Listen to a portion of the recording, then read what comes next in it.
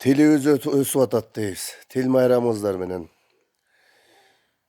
айтып жүргөн юморлорум бар болчу. 1-класста окуган bir орус баланы, bir өзбек тууганын баласын bir куплеттен ыржаттатабыз дагы. Тилибиз өсүп атат дейбиз.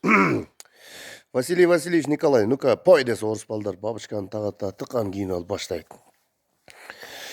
Тилим менен сөздүн дамыйын татамыйын, тил кемиси жаным кыйып капамыйын. Кудай берген тилди кимдер кортутса, курап жүрүп тартат акыр азабыйын. Всё. Бар аягы всё болуп калат да. Махаммаджан эми башта десе, кыргыз тилим караматсаң бүтмөгөн, хаялымга сала берип өзүмнү, укласам ham саны сүйлөп түшкөраман, рахмат домилла дейт. Кеп ал ырда эмес, сөздө эмес.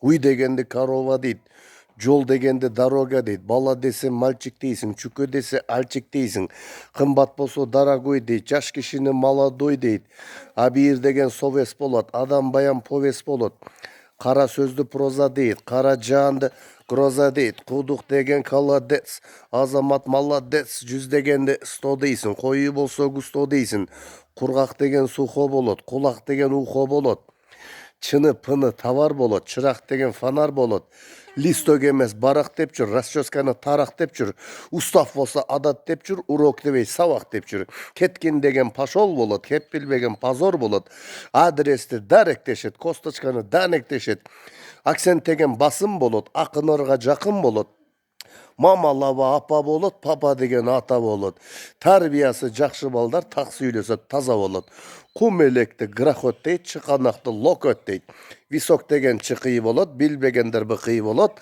аян деп жүр площадь дебей, жылкы деп жүр лошадь дебей, чор баскан кол мазол болот, элчи деген посол болот, эшек деген осел болот, балта деген топор болот, терек деген тополь болот, остановка аялдама, доклад деген баяндама, өзгө тилди билгин бирок өз тилиңди жамандаба, гряз деген баткак болот, сечка деген акшак болот, кыргыз тилин билбегендер кыргыз болуп туруп билбесе, кыргыз эмес, акмак болот.